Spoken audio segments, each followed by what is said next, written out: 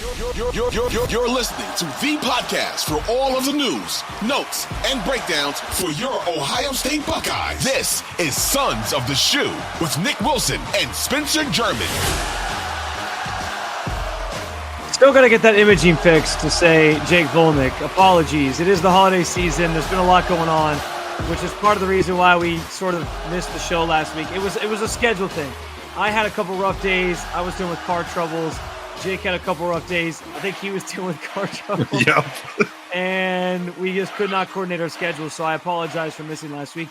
But the outcome of that is that you get two shows this week, leading you up to kickoff with Tennessee in the first round of the College Football Playoff. And we have some fun stuff planned for each of these two episodes. One that'll drop today on Wednesday, one that'll be coming down the pike here probably on Friday.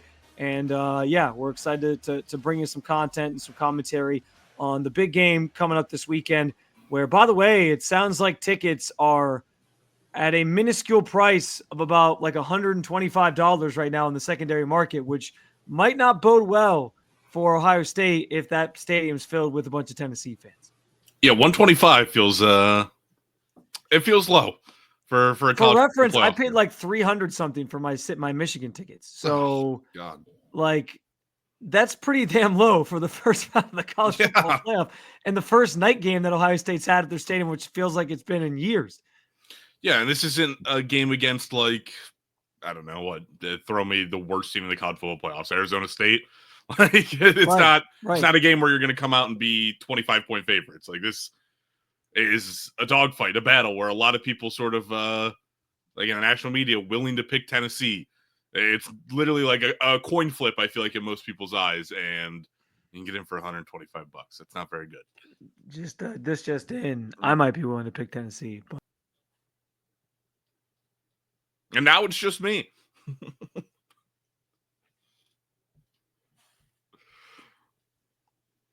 And now Spencer's back. I literally hit a button as I was saying what I was saying, and I moved it was like the hand motion I made somehow hit something and I backed out. What I was saying, though, was we'll save that for another time because we'll make picks, obviously, in this game later in the week. But I do think that is where we can sort of segue into the bulk of the conversation that we want to have on this episode, which, Jake, like, I think it's interesting because Ohio State still has some of the best odds to win the national championship, despite the loss to Michigan, despite how this season sort of played out towards the tail end of things here. Still a lot of people that have faith that this team can still turn it around. And it almost feels like they're treating it more like a Michigan problem than an overarching, like, Ohio State competing at the highest level problem. And I can see why that's the case. I just have a hard time, like, unseeing what I saw in that game against Michigan. Like, it was egregious how the flaws that this team has.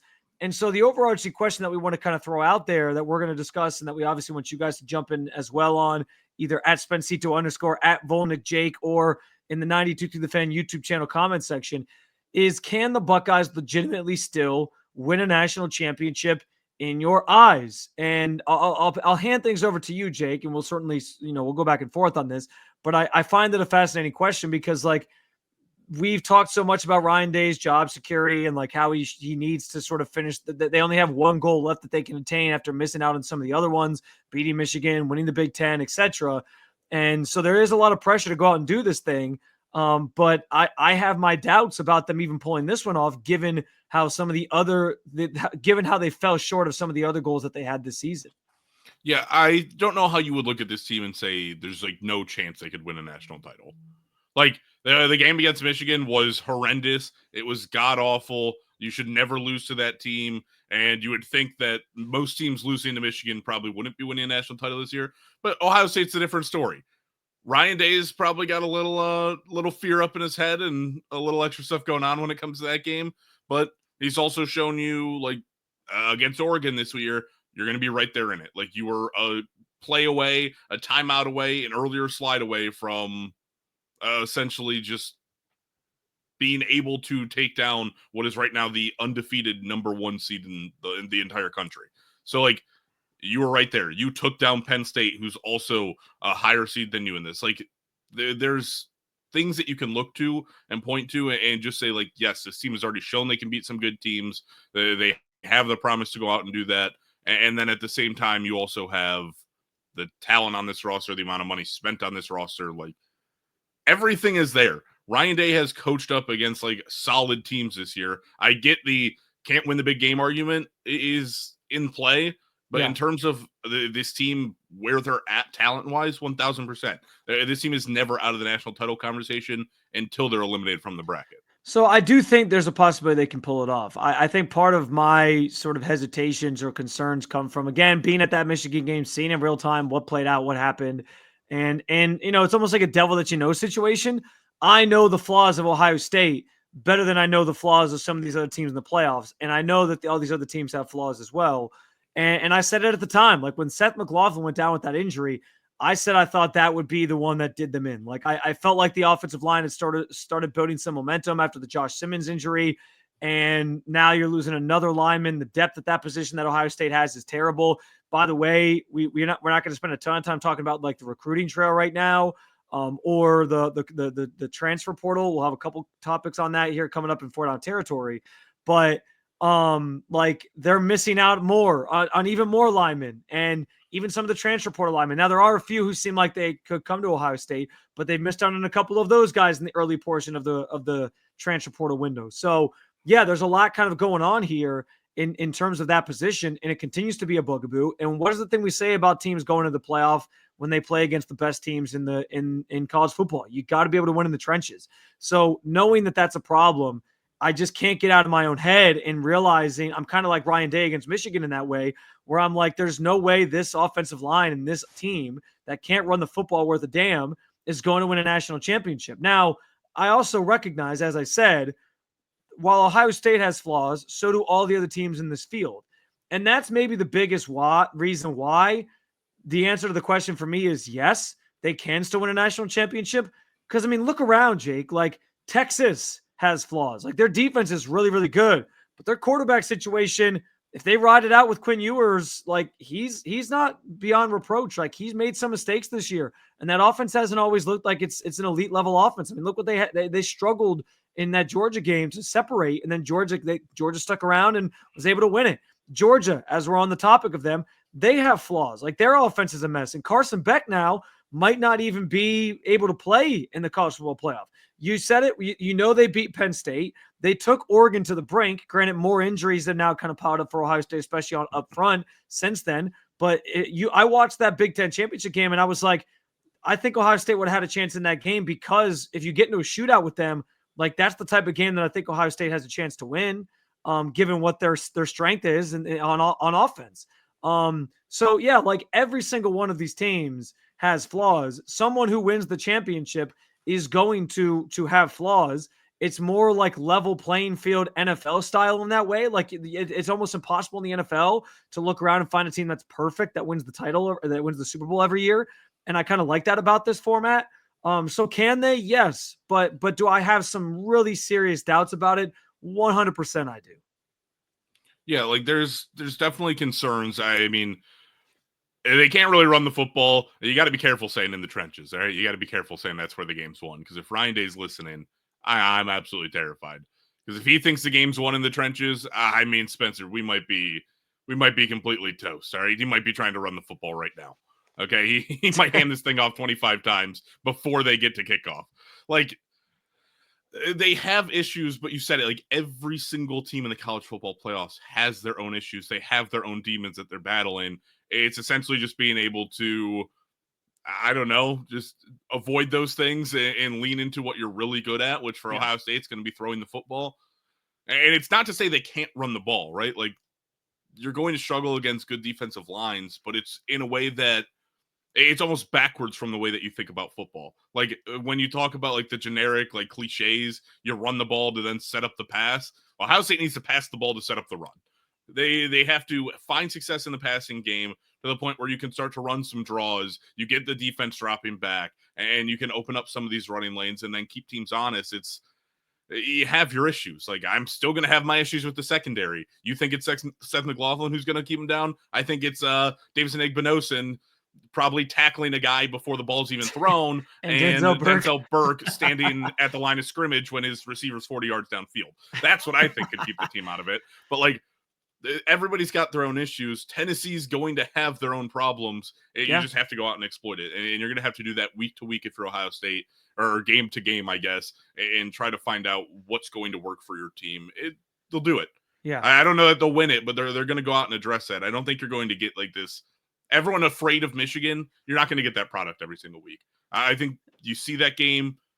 I don't know that you learn from it, and the fact of Ryan Day probably is still in his head about the Michigan game. I have real concerns on whether or not he'd ever be able to beat them. But I think you learn from it in this play style. I think, that was what I was going to say. Like, I think you learn from it in like, you don't follow that script again. Like, you throw that shit out the window.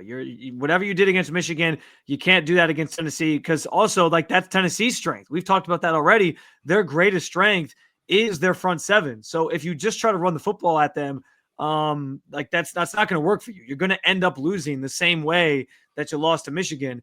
And maybe that's an encouraging thing from my perspective, is like, I think maybe you don't trust Ryan Day, but I will say, as bad as Chip Kelly called that game against Michigan, I think Ryan Day probably had some influence on that. I think Chip Kelly 100% will learn from that. Like, he's one of the greatest play callers in college football history. I'm willing to put my name on that take. And like, he revolutionized the game. Like, what Oregon is right now is largely because, Chip Kelly was what put that program on the map. So I'm willing to sort of say that. And I do think like he'll look back on that and realize like, yeah, we banked on this too much. Like, we were in our own heads. We did it. We didn't do what we were good at. And he has found ways, even with the banged up offensive line, to get the run game working at times. I'm not saying it's been brilliant or been amazing, but he's found plays that have worked. And I think that they will sort of, with the 3 weeks to sort of prep for this game, I think he will go back to the drawing board on some of those things and find the opportunities to exploit some things and play to their strengths, including getting the wide receivers more involved. Now, they can't overcompensate either. Like, they are going to have to use the run game a little bit in this game, but I hope that they can find the balance between not being completely balanced, because I do think you're probably going to have to throw the ball more, but find the balance between like using the run game enough to be effective and keep Tennessee honest, while also relying on what your strength is, which, as we know, is the 3 stellar wide receivers that they have that could all be first-round draft picks if they were entering the draft tomorrow. Yeah, if I see Jeremiah Smith with 5 or 6 targets this game, you might see my TV go through the wall. Like, that's not going to cut it. How much do you think? Are you worried at all about Will Howard holding this team back from a national championship run? Because we both have kind of roller coastered up and down on him, and I've probably been more critical than even you. And I like the Michigan game, I think, was kind of like it dropped me back down to like the bottom of one of these like roller coaster hills almost, where I'm like, well, now I don't even know what to expect from him, even though I felt like there were signs that he was turning the corner and that I could feel good about him. I don't even know if I can trust him at this point. Are you worried about him holding this team back? I mean, there's concern about what he's going to look like. I think he either confirms those fears this week, even with an Ohio State win, if you're able to pull it out. He either confirms those or completely puts them to bed. Like, you'll see what he has against Tennessee. Because, I mean, we're going into that, a couple weeks before Michigan, talking about, like, 2 games in a row where, is this the best version of Will Howard we've ever seen? Right? Like, you got that after the Northwestern game. He looked really good in basically every game leading up to that. And then he sort of just fell off, which, by the way, happens. Like, he went from playing Northwestern's defense to Michigan's defense. Like, it does happen, and you are going to have bad games. He also looked like, I don't know, I thought he looked pretty good against Oregon. Like, I thought his game overall was decent there. I think you could look at that one and be pretty happy about it. So I think he puts you one way or the other. I like to think that probably Ryan Day probably brought down the fears, his concerns with Michigan, and sort of that just trickled from the top down, and everyone else was probably a little nervous going into that game too. And you essentially get to, at least in terms of how you're going to play in the college football playoffs, sort of throw that one out the window. Yeah, the symbiotic relationship between the O-line and Will Howard certainly worries me, because I have my concerns about both. And yeah, I hope that you get more like Oregon game Will Howard, where he was really, really good. And maybe you need that 4 games in a row to win a title, and you get that sort of run from him, rather than Michigan game Will Howard, or Nebraska game Will Howard, or even Penn State game Will Howard, where he made too many mistakes, and those things will bite you in the ass this time of year. We've talked so much about what this game means for Ryan Day. We've talked so much about what the playoff means for Ryan Day and his job status. I've been on the record saying like he's got to win the Natty for me to feel like he should be able to even have a chance to come back. I guess if he gets there and loses, I'd be okay with it too. Like that certainly I think proves the point. I don't know that like it has to be like a finite like win it or not or else for some people. But if he loses this game, like pressure's going to be on from the outside of like how was this season such an utter failure when you drop $20 million in NIL on this roster? But what I think is interesting, I'm going to play you some audio here, Jake. Ross Bjork, the new athletic director, and he's been one of the biggest things I've cited as a reason why Ryan Day has to sort of be aware of where he's at, because anytime you have a new athletic director come in that didn't choose you as his coach, there's always fears that you could be let go at any moment and they could pivot and find somebody else. Right. But he's taken the opposite approach. He made an appearance on 97.1 The Fan in Columbus and actually had some interesting comments defending Ryan Day and talked about his relationship with the Buckeyes head coach. These comments, I'm going to be honest, they kind of piss me off. I'll explain why on the other side. Are you confident, or how confident are you that regardless of what happens in the CFP, when Ohio State kicks off on August 30th next year against Texas, Ryan Day's on the sideline? Absolutely. Coach Day and I have just hit it off so well. I've been really, really impressed. Every single time I talk to him, I learn something. He's innovative. He recruits at the highest level. He's got a great staff. There's always tweaks. There was tweaks after last year, right? You're always going to tweak things. You're always going to make adjustments. You're always going to make improvements. The thing that this whole mentality about, and look, we live it and we sign up for it, but if you get fixated on the end result and not have the process fully baked every time, you're going to lose. The mindset's going to lose because you're only fixated on one thing. And so what we have to do is this whole championship or bust sort of mentality. You want that as a goal, but it has to be about the process. Are you go first on this, Jake, because I have my thoughts and they're going to be very, very loud and emphatic here. But when you hear Ross Bjork say those things, what comes to mind for you? How do you feel? I mean, there's a degree to it where in my head, you're undervaluing the fact that you walk in and you have a coach who's failed to beat Michigan except for like his first year. I don't know. Is this really like, is this something that you're actually buying into? And this isn't just, hey, I can't fire my coach halfway through this or heading into the college football playoffs. Like, guys, lower your expectations. And then the guy gets fired anyway. Like that's sort of where my headset is. Like, it's basically just, I'm on the radio with these guys talking about the team, and I can't just throw Ryan Day under the bus and be like, hey, that guy doesn't make it to a national championship. Might as well can him today, huh? Right, right. Well, and that's the thing. Like I said the same thing about the Columbus Dispatch report where he said like he has his full confidence. I'm not sitting here saying that he couldn't be lying. That could 100% be true. You might be right about that. But the thing that I think was the kicker for me is like you don't have to say anything about like changing the mindset, right? Like that's the thing that makes me feel like he's being serious. When he drops the bomb of like, we have to get out of this mentality of like the end result. Like, what are you talking about? The end result is the result. Like that is the thing that we're all supposed to focus on. And that's the reason why I think he's dead ass serious. Because if he's sitting here coming on the radio, he doesn't have to say anything about that. He could have just left that alone. He doesn't have to say, national champ, like people have too high expectations. That's basically what he said. People were mad about the Kirk Herbstreit comments down in Columbus and him saying, oh, they might boo Ryan Day after the first series. I think what Ross Bjork said on that station, 97.1, I think what he said was way more offensive than anything that Kirk Herbstreit said on the day the playoff bracket was revealed. Because to me, this is basically like he's talking down to Ohio State fans, his constituents, the people who help fund this team, the people who support this team week in and week out and show up to the stadium and try to make that place loud every single week and every single year. Like he's basically telling you, yeah, you guys are too overreactionary. You're too emotional. You don't really know what you're talking about. Like you can't get so caught up in all the things that you want to see this team achieve. We're more focused on the recruiting and Ryan Day being a good guy and us getting along. Like, no, that is total bullshit to me. The entire point, the entire reason you were brought in, Ross Bjork, as the carpetbagger that you are, showing up to Columbus, Ohio, trying to tell everybody how things are going to be and run this athletic department, is to fund programs like the football program. Like you're supposed to be this great fundraiser. You're supposed to bring all this money. There were alums who dropped $20 million reportedly in NIL on this roster because they wanted to win a national championship and beat Michigan and win the Big Ten. They haven't achieved 2 of those 3 things. And if they lose on Saturday, they go over on all their top goals this year. So no, you can't tell me that the expectations are supposed to be lower and that fans are just too crazed and caught up in the moment. No. That is Ohio State.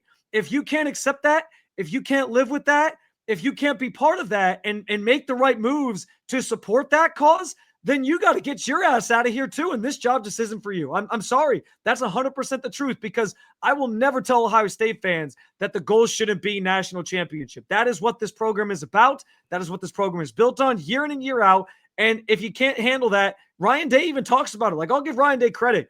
Maybe he misses the boat on these things and he falls short in the Michigan game. But every time he talks about it, he recognizes that he knows this job comes with more pressure than most jobs. Ross Bjork, you better get on board and recognize that too. And you better do the things that you need to win a national championship, because that is what Ohio State is supposed to be about.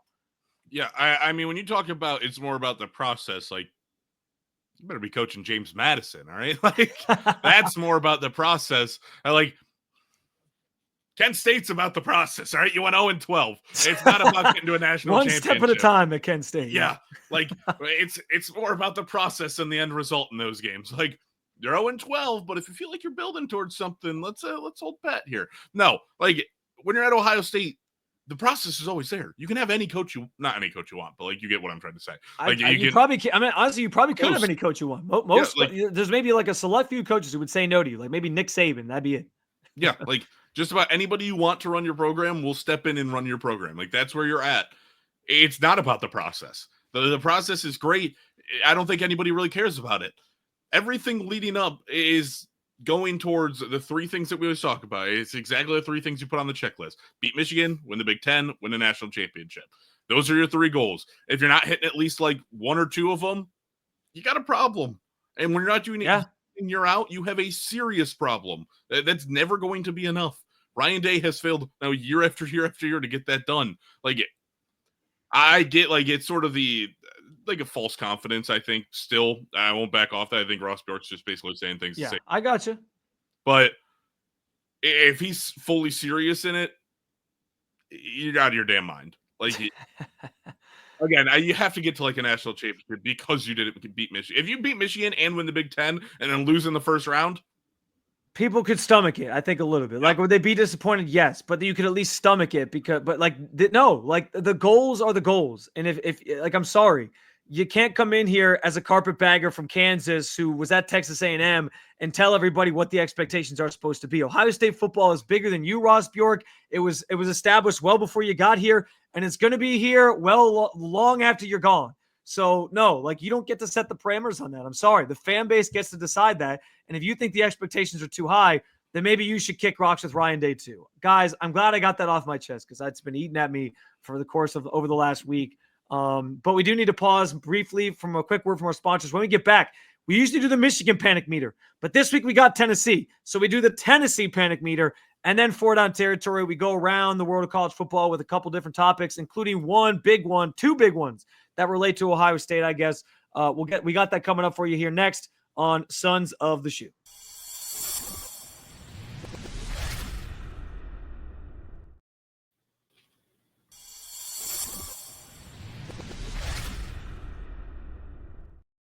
All right, guys, we got 4 Down Territory coming up here. 4 topics from around the world of college football. But first, Jake, you sort of threw this out there as an idea, and I loved it. We always do the Michigan panic meter, and I think we're changing it for the playoffs. We'll just go round by round, making it whatever team they're playing, assuming they get out of the first round, and do that team's panic meter. So in this instance, round 1, you got Tennessee coming to the Shoe. The Tennessee panic meter for you, where are you putting it, Jake, as we get ready for the game this weekend? Can I get like a light scarlet? Can I get sort of a little light scarlet right there? There you go. Right there. I'm actually realizing that the only graphic I don't have in here is like full on scarlet. I don't know why I don't have that one. So I'm glad you didn't go full scarlet because I wouldn't have had that one on hand right now. That'd have been great. I'm all the way, Spencer. Well, that's we can't go there. The meter breaks. This is as far as it goes. No, like I guess because. So to me, white in this game would be like I feel neutral about it, and there's like they should win, they but should they win. have some flaw. Yeah. This is more like you're coming off a week where you've shown a large amount of flaws and have me questioning this team more than ever. And on top of it, you're playing a team who I think is fairly comparable to you. Yeah. Like they're pretty good. They're going to give you some fits. Like they basically, if you want to talk about Michigan handing you over the blueprint on how to beat Ohio State, Tennessee could literally follow that blueprint with their front seven if Ohio State sort of doubled down and ran back what they just tried.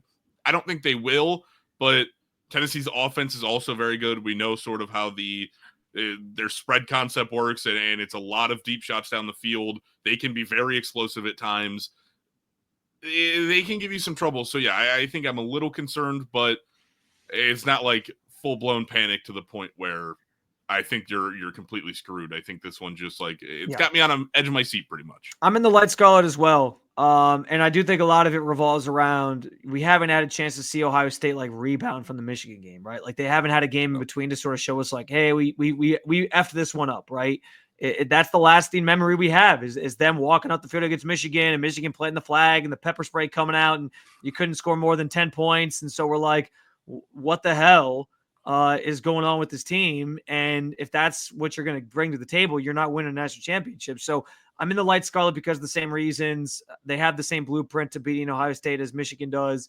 And that just scares me. And I hope that Ryan Day's gotten out of his head. I also am a little bit nervous about what the crowd's going to look like. Because if tickets are what they're really being advertised for, that place could have a lot of orange. And it might not feel like there's much of a home field advantage either. So I don't.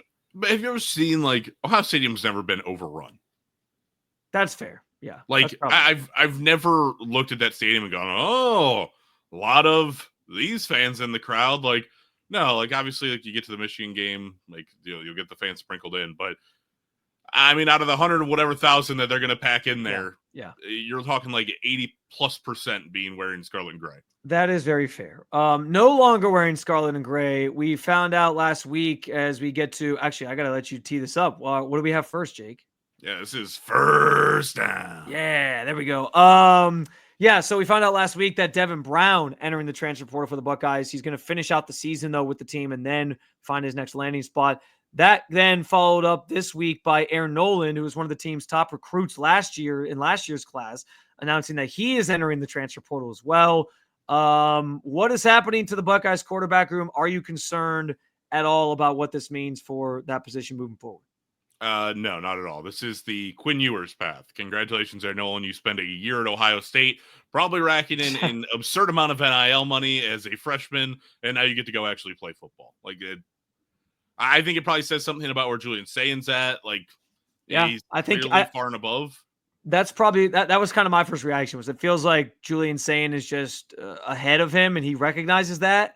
And he probably understands like he didn't want to get into a competition and like sort of screw himself. He'd rather like get to a program and sort of start getting acclimated. That's on top of the fact that like Tavian St. Clair's coming in. So like Ohio State's always going to have great quarterbacks coming here, especially with Ryan Day at the helm. So I think he just kind of understood where he was. And yeah, it's unfortunate because I was actually really looking forward to Aaron Nolan, but the swiping Julian Sayin in the portal last year, I think is a big get for Ohio State. And I'm encouraged by him getting more reps this last week, Ryan Day said, and what he brings to the table next year. So I don't think we should be overly worried about the Buckeyes quarterback position. I think they'll always generally be in the mix for these top quarterbacks. So that's a good thing. Next up. Second down. Heisman Trophy ceremony over the weekend, as you all know. Travis Hunter taking home the honor over Boise State's Ashton Genty. Cam Ward was in the mix. Who am I missing? Who was the fourth guy? Was it Dylan Gabriel? Gabriel, yeah. From he kind of was the forgotten name of the group. He wasn't winning that. Get out of here. There was no way. Did they get it right, Jake, in your opinion? So we talked about this a little bit before, and like I think there's a real case for Ashton Genty, but I mean I was kind of leading up to it the entire time, saying that I probably would have went with Travis Hunter. So I'll stick to that. Like Travis Hunter probably still was my pick, but I don't know. I wouldn't say like that even if they would have given it to Genty, you got it wrong. Like there was no wrong pick for the Heisman this year. You had a star running back and a guy playing two positions on the field. Like, they were both insane. that's probably the main takeaway for me is like, I don't think there was a wrong answer here. Like, I'm not like overly mad about Travis Hunter getting it because what he did this season was incredible. Playing both ways and is hard enough. I just think, dude, like when you put up the numbers that Ashton Genty put up, I mean, 2,497 yards. He was about like little under 200 yards shy of Barry Sanders' collegiate rushing yard record. On top of the 29 touchdowns he had, and he added another one in the air. So he had 30 total touchdowns this year. Like that dude was incredible. And Boise State is in the college football playoff largely on his back. And because of what he was able to do this year, my problem with it, I guess, ultimately is like, I don't know what you have to do in terms of like an impressive season more than what Ashton Genty did to win the award and then to still lose it. It's like, you just kind of throw your hands up and you're like, I mean, what the fuck else could I have done? Like I put up almost record numbers in college football. It just feels a little insane that he didn't win it, but I'm not like overly upset about it either way. I'll tell you what he could have done. Could have played linebacker. That's what he could have done. Like, he could have played two sides of the ball. So this actually, there's an interesting question. If he breaks Barry Sanders' record, do you think he gets it? Yeah, probably. Okay, because that's the thing. Like, I think that falling short of that was probably his biggest detriment, and it shouldn't be because he was so close, like closest anybody's ever come. We won't see somebody put up those types of numbers like maybe ever again. Maybe not for a really, really long time. Like he was phenomenal. And yeah, I think like because he was sometimes resting in second halves of games because Boise State was blowing some teams out, we didn't get a chance to see him finish the job on that goal specifically. That brings us to. Well, before we get there, I thought the bigger rob, by the way, was Travis Hunter winning the Blitnikoff. That is crazy. Yeah. How does that?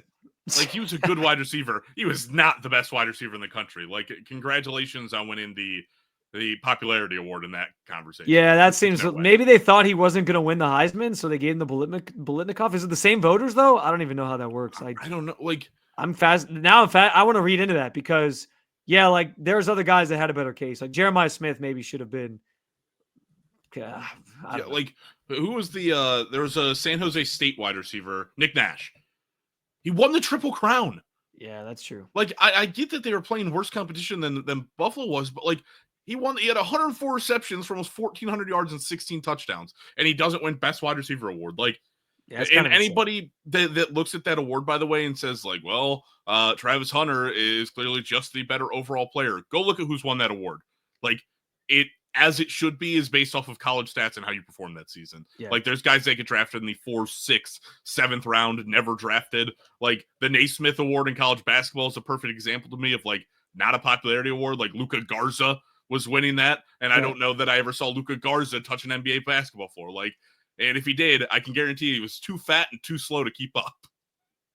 Yeah, that's well said, and I agree with you on all fronts on that one. It was unnecessary to double it up for Travis Hunter, especially if he was going to win the Heisman anyway. But now I want to know who votes on that award as well. All right, now we go to third down. We didn't get a chance to talk about this last week, so I had to bring it back to life here. But there is an Ohio lawmaker who goes by the name of Josh Williams. He's a Republican. So this is evidence that the lefts aren't filled with only snowflakes. Apparently there's snowflakes on the right side too. He is trying to pass a bill that's called the OHIO Sportsmanship Act that would make it a felony to plant the flag at the center of the Ohio State logo at the shoe. Jake, I have never heard of a more soft bill in my entire life. What the hell are we doing? What is this? Okay, so whoever, I don't know who planted the flag for Michigan, but you go out and you plant it, and then the cops are going to come running up and put him in handcuffs and be like, oh, you're going to the slammer, buddy. Welcome to 6 years in jail. I should have thought about that before you got too excited over your team's upset. Get out of here. Like, sportsmanship is one thing. If you want to put it on the head coaches and things to be like, listen, that shouldn't happen. You should uphold your program to that. If the NCAA wants to ban it, I think soft. I think kind of like loser mentality. You want to go down the no fun league route, like welcome to your path. But like, you can't make it a felony. That's not. Yeah. This is not an option. I mean, you listen, can't just make up things. Like planting a flag is never going to be that. Like it's not the front yard of the White House. Okay, like calm down. It is the center of the field. It is part of a game. Let the guys wave around the flag and plant it if they want to. They can handle it on the field afterwards. Totally silly and ridiculous. I will say, like, as bad of a look as it was at what happened at the end of the Michigan game, it kind of got sorted out the way that I think it should get sorted out. Like, the players stopped each other, got in each other's faces. There was pepper spray involved. Like, that I think was enough prohibitive to be like, yeah, let's not do this anymore because it's a bad scene for college football and it's a bad scene for these teams. But no, you don't need to make it a felony. Totally ridiculous. And one of the dumbest. This is why people hate the government, because you waste time trying to pass shit like this when there are bigger problems in the world to solve. So thank you for nothing to the Ohio State representative who's trying to pass this bill, Josh Williams. Congratulations on being a moron. And last but not least, it's fourth down. We can keep this one relatively quickly here to get us out of here. But Jake, Bill Belichick coming to the college ranks to coach UNC. I was pretty stunned by this. I thought for sure like he'd have his fair share of NFL opportunities. Sounds like that wasn't going to be the case. So he took what was available to him and he's come back to college. I'm intrigued by this because I do think like the pull of playing for Bill Belichick is going to carry some weight. And I think players will sign up for that. I also feel like this is kind of Bill Belichick trying to rebrand himself a little bit as like, I can still connect with players. I can connect with younger players because I think that's the biggest knock on him right now. And if you look into the buyouts on this contract, after year one, his buyout drops to like $1 million. So I do think like this is like a, change and fix my image for a year in college football and then see if an NFL job is available next year. Because we all know what Bill really wants to do. He wants to break Don Shula's record. That's what he wants. Yeah, this is if that's your goal, good move. If your goal is to actually turn around the North Carolina football program, bad move. Terrible move because you moved on from, hey, that guy's too old to be coaching us to, Bill Belichick's only 72. Here we go. Bring him on in. Look at that. Young, spry. He's a young 72, though. Okay, yeah, Jake, he's a young 72. He's an active 72. Look at him move. Look at him get up and down the sideline. He could still play cornerback with the best of them. Absolutely terrible. I don't know. Do you really see Bill Belichick being like this elite recruiter who is putting all this time? Like I do think parents will love him. I think parents will love him. Kids is maybe up in the air. But does he have the same pull? I do think 18-year-old. I do think Bill Belichick is more self-aware than we give him credit for, though. Like we see the harsh, brash personality guy, but I do think like he understands he can't necessarily do all those same tactics he did in the NFL with players in college. I just don't think that's going to work. And I think he knows that. He's smarter than what we sometimes give him credit for, I think. So we'll see. But I think it's a fun storyline at least to follow regardless going into the next season. All right, guys, that's going to do it for us on Sons of the Shoe. We will have a second episode this week dropping where we really dive into the nits and grits on this Ohio State-Tennessee matchup. So stick around. Be sure to follow us wherever you get your podcasts. Apple, Spotify, the Odyssey app that I mentioned, Apple, and of course the 92 to the Fan YouTube channel where you can also comment and jump in on anything that we talked about today. If you're as mad about Ross Bjork's comments as I was, please let me know in the comment section. And as always, we appreciate you guys tuning in and supporting the show any way possible. We'll talk to you guys again down the line. As always, Jake, go Bucks. Go Bucks.